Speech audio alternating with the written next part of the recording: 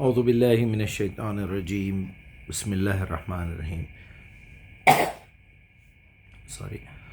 ایک سوال آیا ہے کہ نماز میں سورہ فاتحہ پڑھنا فرض ہے، کیونکہ میں ہر بیان میں آلموسٹ کہتا ہوں کہ اہدنا الصراط المستقیم سے ہمارا تعلق اللہ کے ساتھ بنتا ہے۔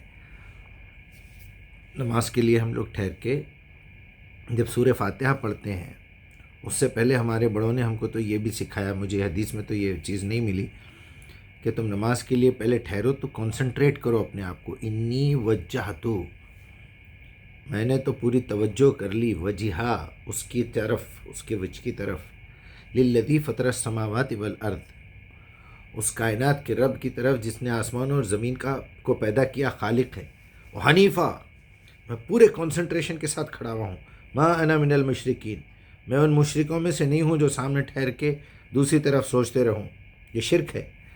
آپ کو نماز میں اگر کوئی دوسرا خیال آ رہا ہے، اگر آپ کا دماغ نماز میں نہیں ہے تو اس کا مطلب کیا ہے؟ شرک کر رہے ہیں آپ، سامنے ٹھہرے ہوئے اللہ کے فکر ہے کہیں اور۔ کیوں ہو رہا ہے یہ؟ آپ کو عربی نہیں آتی، آپ سیکھنے کی کوشش بھی نہیں کر رہے ہیں، یہ نہیں دیکھ رہے کہ میں پوری نماز کو لکھ لوں گا، کتابیں ملتی ہیں، اس کا ایک ایک لفظ لکھوں گا، ترجمہ کر لوں گا، اس کا خیال کسی کو نہیں ہے۔ اس بات پہ جھگڑا ہو رہا ہے کہ سورہ فاتحہ پڑھنا چاہیے یا نہیں پڑھنا چاہیے، وہ ایسا ہے، وہ جہری ہے۔ پھر وہ ایک مسلم شریف کی روایت لا کے پیش کر رہے کہ لا صلاۃ الا الفاتحہ، کوئی نماز ہی نہیں ہوتی بغیر سورہ فاتحہ کے۔ یقیناً صحیح بولے نبی صلی اللہ علیہ وسلم، کیونکہ تم کو بلایا جا رہا ہے کلاس لینے کے لیے، قرآن کی کلاس لینے سے پہلے تمہارے منہ سے ریکویسٹ دلوائی جا رہی ہے تاکہ تمہاری عقل ٹھکانے پہ رہے۔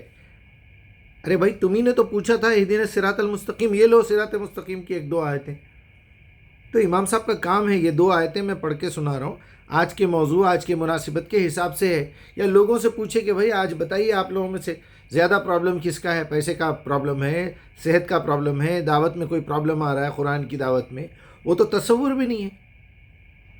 مہینہ کون سا چل رہا ہے؟ اس مہینے میں رمضان کا مہینہ ہے، بقرعید کا ہے، محرم ہے، ربیع الاول ہے، کون سے مہینے میں کیا ہوا تھا ہسٹری میں، اسلامک ہسٹری میں، اس کے حساب سے کم از کم وہ آیتیں پیش کرو، اس کا ترجمہ سنا کے کھڑے رہو اور بولو بھائی ادھر دھیان دیجئے۔ وہ ہے نا سورہ اعراف کی 204 اور 205، اذا قرئت القرآن فاستمعوا له وانصتوا لعلکم ترحمون۔ بہرحال میں نے جب کہا تھا تو مجھے کچھ سوالات آئے، اس میں سے دلیل بھی پیش کیے ایک بھائی صاحب نے، اور یہ بتایا ہے کہ بھائی یہ طارق مسعود صاحب کا امام کے پیچھے نماز پڑھتے ہوئے سورۃ الفاتحہ پڑھنی چاہیے کیا نہیں، کیونکہ حدیث میں آتا ہے فاتحہ کے بغیر نماز نہیں ہوتی۔ پوری حدیث ایسے نہیں ہے کہ فاتحہ کے بغیر نماز نہیں ہوتی۔ صحیح مسلم کی پوری حدیث یوں ہے، من لم یقرأ بفاتحۃ الکتاب فصاعدا، جو فاتحہ پلس قرات نہیں کرتا اس کی نماز نہیں ہوتی۔ پوری حدیث یوں ہے صحیح مسلم میں۔ تو پھر آپ قرات کو بھی واجب قرار دینا، تلاوت جو فاتحہ کے بعد پڑھی جاتی ہے، آپ اس کو کیوں واجب نہیں قرار دیتے؟ کیوں؟ حدیث میں آتا ہے من کان لہ امام فقراءۃ الامام لہ قراءۃ، امام کی قراءت مقتدی کے لیے کافی ہے۔ یہ صحیح حدیث ہے، ناصر الدین البانی رحمہ اللہ نے اس کو صحیح قرار دیا ہے۔ تو اسی حدیث کے بیس پر امام حنیفہ کا موقف ہے کہ امام جب قراءت کرے گا تو اس کی قراءت مقتدی کے لیے کافی۔ تو قراءت فاتحہ کو بھی کہتے ہیں اور فاتحہ کے علاوہ کو بھی کہتے ہیں۔ امام کے پیچھے نماز پڑھتے ہوئے سورۃ الفاتحہ اللہ پڑھنی چاہیے۔ اکبر، یہ حال ہے ہمارے مفتیوں کا، علماء کا، اور ہمارے دوست احباب کا، کہ آپ ذرا تصور کیجئے، اب میں کیا کہوں، ان کو شرم آتی ہے مجھے، بول بول کے تھک جا رہا ہوں میں، ایک بھی قرآن کی آیت نہیں پیش کرے۔ دیکھیے آپ، میں نے ابھی آپ کو جو ہے اعراف کی 204 205 بتا دیا میں آپ کو وہ پڑھ کے بھی سنا دیتا ہوں، ذرا ایک ہی منٹ کی بات ہے۔ اعوذ باللہ من الشیطان الرجیم، بسم اللہ الرحمن الرحیم، وَإِذَا قُرِئَتِ الْقُرْآنَ فَاسْتَمِعُوا لَهُ وَأَنصِتُوا لَعَلَّكُمْ تُرْحَمُونَ۔ اتنا غصے میں اللہ سبحانہ وتعالیٰ، اذا قرئت القرآن، جب تمہارے سامنے قرآن پڑھا جائے تو غور سے سنو، پھر اس پہ تاکید، وانصتوا، خاموش رہو، لعلکم ترحمون، ہو سکتا ہے کہ اللہ تم پہ رحم کر دے۔ ہم ایک لیکچرر کا لیکچر سننے کے لیے بیچ میں ڈسٹرب کر دیں تو وہ لیکچرر ناراض ہو جائے گا۔ کوئی آرٹسٹ اپنی کوئی چیز کا آرٹ کا پریزنٹیشن کر رہا ہے، آپ دھیان نہیں دیے تو یہ ہو گیا۔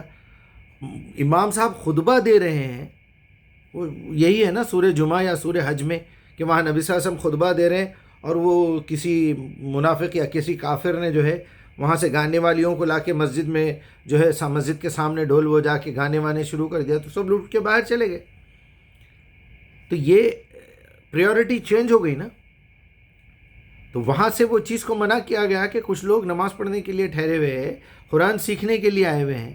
تو آپ دیکھیے انہوں نے پیش ہی نہیں کیا قرآن کی کوئی آیت کو. چلو 205 کیا ہے؟ وَاذْكُرُوا رَبَّكَ فِي نَفْسِكَ. اب اپنے رب کو یاد کرو اپنے نفس میں بھی. مطلب یہ ہے کہ قرآن سے نصیحت دیتے رہو, دعوت دیتے رہو. ذکر کا لفظ ہے, نصیحت کرتے رہو اپنے آپ کو بھی. تضرعاً, آواز بلند بھی نماز پڑھو, وخفیہ اور سری نماز بھی پڑھو. جب قرآن تمہارے سامنے پڑھا جائے تو اسے توجہ سے سنو اور خاموش رہو, شاید کہ تم پر رحم کیا جائے. اے نبی, اپنے رب کو صبح و شام یاد کرو, دلی دل میں اسے نصیحت قبول کرو, چاہے وہ زور کی آواز میں ہو یا خفیہ, اور زبان سے بھی ہلکی آواز کے ساتھ بھی. ان لوگوں میں سے نہ ہو جانا جو غفلت میں پڑے ہوئے ہیں, اپنی زندگی جی رہے ہیں. امام کیا بول لے رہا نہیں معلوم, ہم آمین بول لے رہے ہیں, ہم کو نہیں معلوم. یہ وہی لوگوں کے بارے میں بات ہو رہی ہے. تو آپ کیوں نہیں پیش کرے؟ آپ بول رہے ہیں امام ابو حنیفہ یہ بولے, آپ بول رہے ہیں امام زہری کیا کچھ بولے, انہوں کچھ بولے, وہ امام مسلم میں یہ لکھا ہوا ہے. بھائی صاحب سیدھی سیدھی بات ہے, کیوں نہیں بتاتے قرآن؟ امام صاحب جب زور سے بآواز بلند قرآن پڑھ رہے ہیں تو آپ غور سے سنو, اللہ تعالیٰ بتا رہا ہے. دوسری آیت میں یہ بتا رہا ہے تم زور سے بولو, آہستہ بولو, کچھ بھی بولو, اللہ کو تو پتہ ہے. تم سمجھ رہے یا نہیں سمجھ رہے؟ سوال تو یہ ہے. تمہارے بھیجے میں گھس رہی یا نہیں گھس رہی بات؟ ورنہ تمہاری نماز نہیں ہے, یہ منافقت ہے. تم سیدھا سیدھا آ رہے. تمہاری مثال تو شرابیوں سے بھی بدتر ہے. یا ایھا الذین آمنوا لا تقربوا الصلاۃ وانتم سکریٰ حتی تعلموا ما تقولون. تمہیں معلوم ہونا چاہیے کہ تم کیا کہہ رہے ہو. اس کے بعد یہ وضو کا اور جو ہے جمعہ کے بعد غسل کرنے کا, تیمم کا حکم. ذرا پڑھیے دیکھیے کتنے کلیئر الفاظ میں لکھا ہوا ہے, تاکہ تمہارا کنسنٹریشن میرے پاس سے نہ ہٹ جائے. تمہارے پیٹ میں تکلیف ہے, نماز توڑ کے چلے جاؤ.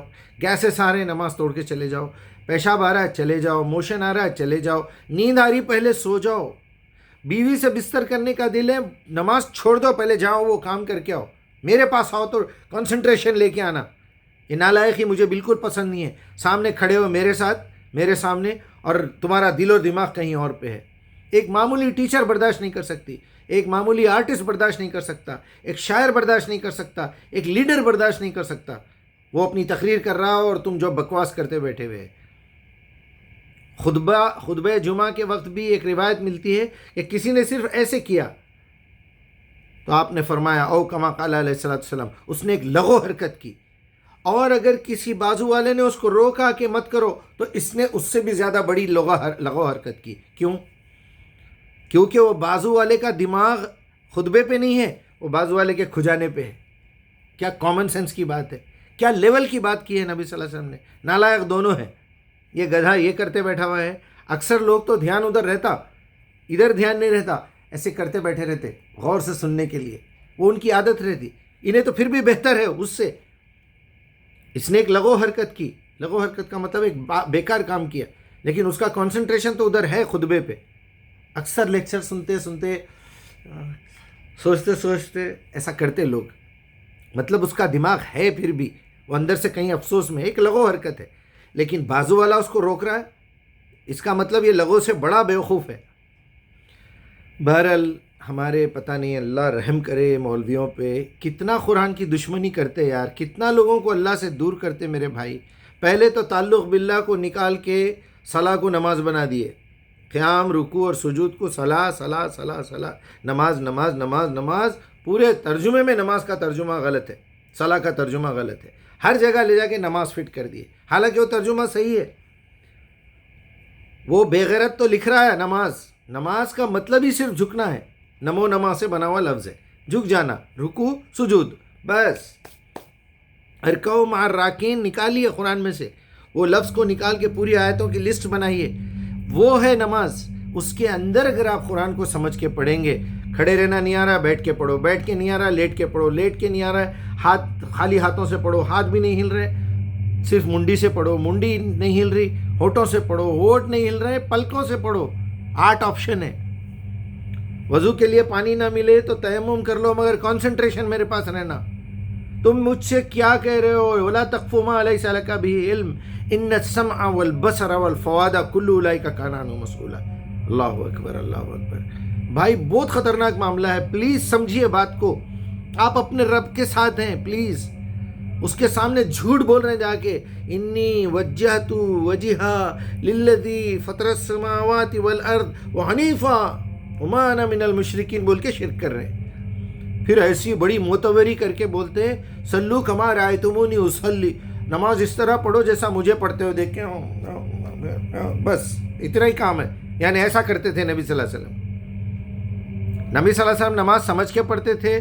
قرآن بول رہا ہے، نماز اللہ کے رسول بول رہے ہیں، کامن سینس بول رہا، اس کی کوئی اہمیت نہیں ہے، خالی بس ٹانگا چیر کے کھڑے رہنا، ہاتھا یہ کرنا، نہیں تو بس ایک ٹوپی پہناتا، ایک ٹوپی نکال دیتا، ایک یہ کرتا، ایک وہ کرتا، زور سے آمین بولتا، زور سے سورہ فاتحہ پڑھو، سورہ فاتحہ مت پڑھو، اسی میں لڑتے رہو تم لوگ اور لوگوں کو بیوقوف بناتے رہو۔ کیا بولنا؟ ایسے لوگوں کی وجہ سے دو لفظ بولنے کے لیے تیار نہیں ہے، دو لفظ۔ بھائی جب جہری نماز ہو تو خاموش ٹھہرو، سری نماز ہو تو سورہ فاتحہ پڑھو، تاکہ اللہ تعالیٰ یہ چاہ رہے ہیں کہ تم نماز میں آ کے میرے سامنے ٹھہرو تو تمہارا میرا تعلق بنے، وہ نماز تمہاری صلاح بن جائے، تاکہ تمہارا میرا وصال ہو، تمہارا میرا تواصل ہو، اتصالات ہو بیننا و بینکم، کہ میرے اور تمہارے درمیان تعلق پیدا ہو، اسے صلاح کہتے ہیں میرے بھائی۔ ہم لوگ نماز پڑھ کے آ جا رہے ہیں میرے بھائی، اللہ سے تعلق نہیں پیدا ہو رہا ہے، پھر تعلق کا کوئی ثبوت باہر نظر نہیں آ رہا ہے، جوتے غلط اتارتے، گاڑی غلط پارک کرتے، جھوٹ بولتے، ایاک نعبد و ایاک نستعین، باہر آ کے دوسروں کی عبادت کرتے، قرآن کو چھپا کے بخاری، مسلم، ابو داؤد، ترمذی، نسائی، ابن ماجہ پیش کرتے، حنفی، شافعی، مالکی، حنبلی، جعفری پیش کرتے، اتنا بڑا شرک کرتے یار، اللہ اکبر۔ بھائی سمپل بات ہے، پلیز آپ لوگ بھی سمجھیے، تھوڑی عقل استعمال کریے پلیز۔ اللہ غلاظت ڈال دیتا ہے ان کے اوپر جو اپنی عقل استعمال نہیں کرتے۔ اللہ رحم کرے بھائی، اللہ معاف کرے۔ میں آپ لوگوں سے بھی معافی چاہتا ہوں۔ ابھی میرے ایک دوست نے لکھا کہ بھیا دعوت میں جو ہے غصہ نہیں کرتے۔ بھائی یہ دعوت نہیں ہے، جہاد ہے۔ یہ ان نالائقوں نے قرآن کو چھپایا ہے۔ سورہ بقرہ 159، یہ لعنت ہی لوگ ہیں، اللہ کی لعنت ہے اس پہ، اللہ کی لعنت ہو رہی ہے، ہر جگہ ذلیل ہوتے پھر رہا، بے غیرت۔ کیا بولوں میں آپ سے؟ اللہ رحم کرے بھائی۔ یہ جہاد ہے میرے بھائی، میں جہاد کر رہا ہوں۔ دعوت غیر مسلم کو دی جاتی، بیچارہ ہندو ہے، اس کو دعوت دیتے، بھائی آج تک آپ بریانی نہیں کھائے، آؤ بریانی کھاؤ۔ آپ تک وہ جگہ نہیں دیکھی، آپ کو میں دکھاتا ہوں۔ انہوں تو سرٹیفکیٹ لے کے بیٹھے ہوئے، دھندا چلا رہے ہیں، اپنا دکان چلا رہے ہیں اپنی، دین کے نام پہ جھوٹ بولتے، رسول کے نام پہ جھوٹ بولتے، بے غیرت لوگ۔ اللہ رحم کرے۔